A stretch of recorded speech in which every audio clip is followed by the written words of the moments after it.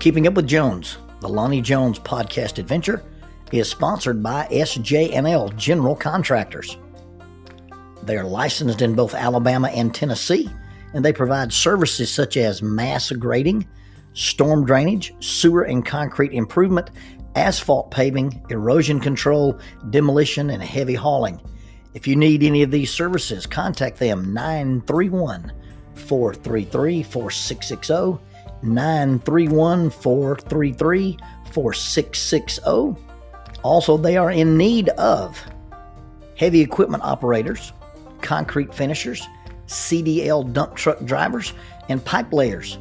If you're interested in employment with this family-owned business, you can go to the website www.sjnl.com. That's www.sjnl.com.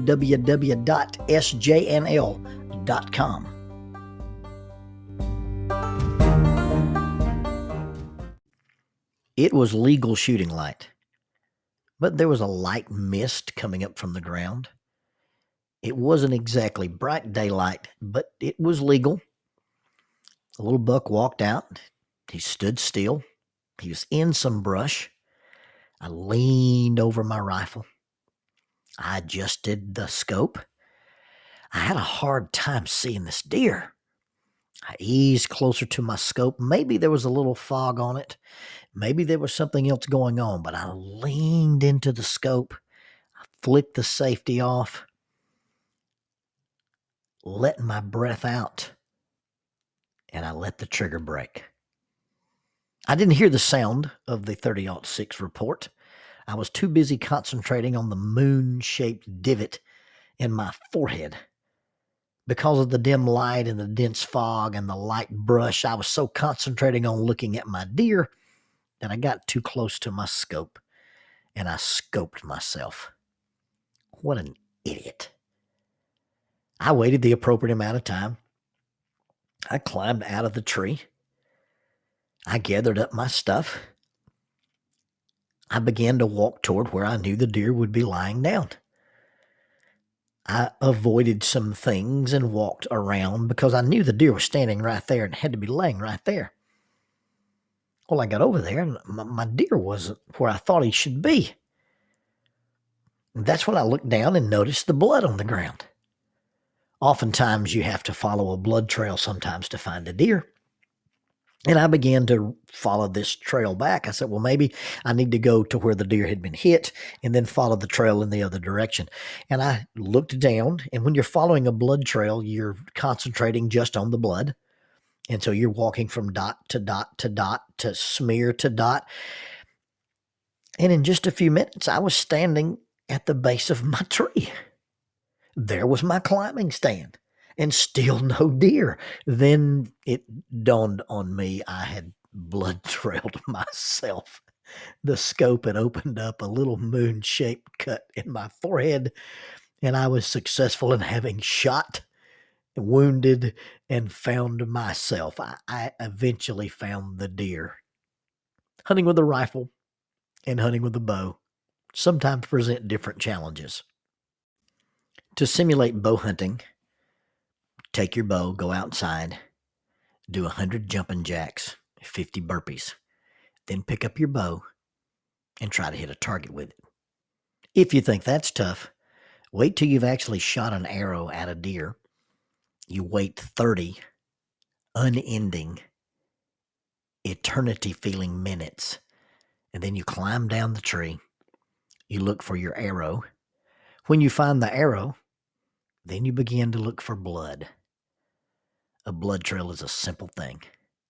Blood is unmistakable. Now, there are things you find that look like blood, but are not. But when you find blood, you always know it's blood. And blood in the moonlight has a very distinct look. I was hiding in the old mental health center one night. It's been torn down. It was located just south of the courthouse square. I was playing the bad guy for the local SWAT team.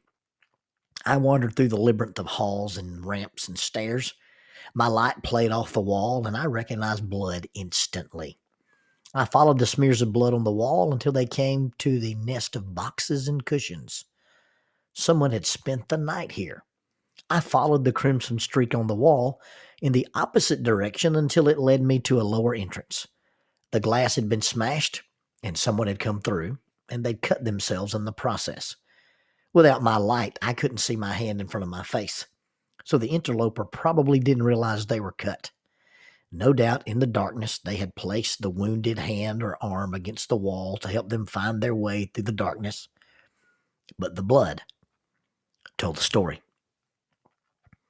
I was up on top of Putnam Mountain. The day broke clear, cold, and windy. I've been hunting with Jim Goins for a number of years, and he radioed me about 7:02. He told me a small buck had come past him and was heading toward my area.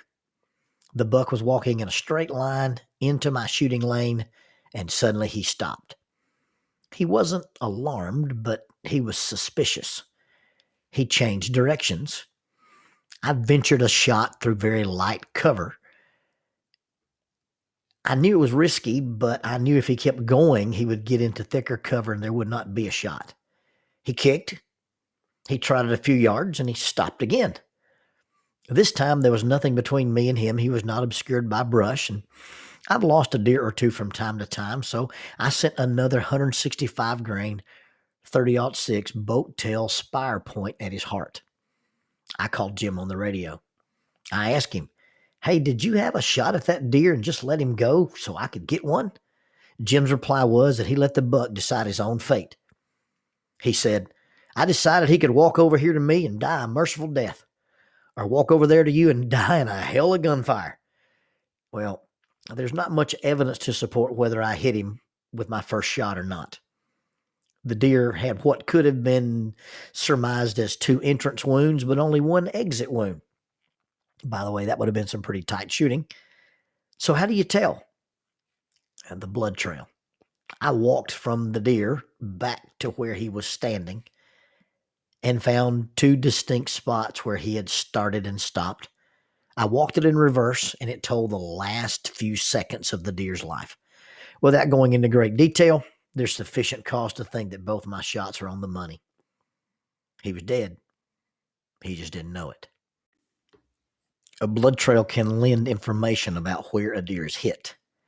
You can tell by the color of the blood if it's a lung shot, if it's a liver shot, or if it's a bad shot and it's a gut shot. A blood trail can tell you how fast a deer is traveling. Is he walking or is he running? You can even look at the blood trail and tell what direction the deer's moving in. There is a blood trail in the Bible. It's the blood of animals: bulls, goats, rams, sheep, and oxen. That blood trail leads all the way from the Old Testament to the New.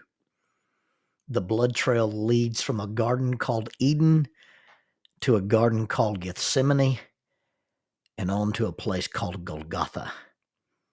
It goes from a perfect paradise to a place of skulls. Just follow the blood trail.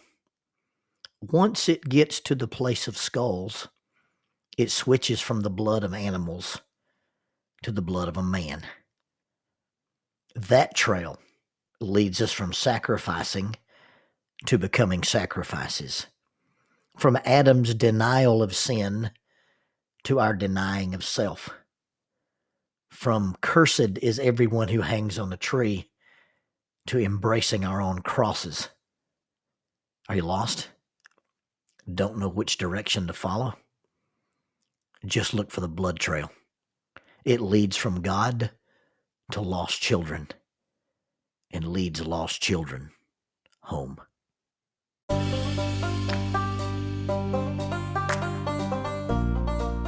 Keeping Up with Jones, the Lonnie Jones podcast adventure, is sponsored by Erupt. Erupt is the underground youth rally from the Volcano Room deep inside Cumberland Caverns. It's an annual event. This year it takes place October 24th at 6 p.m. It will be broadcast from their YouTube page. The speaker is Austin Johnson. His theme is Deeper. For more information, contact them at eruptyouithrally@gmail.com. That's eruptyouithrally@gmail.com, or look at their website, 3 W's and a dot, eruptyouithrally.com, www.eruptyouithrally.com. unmistakable.com.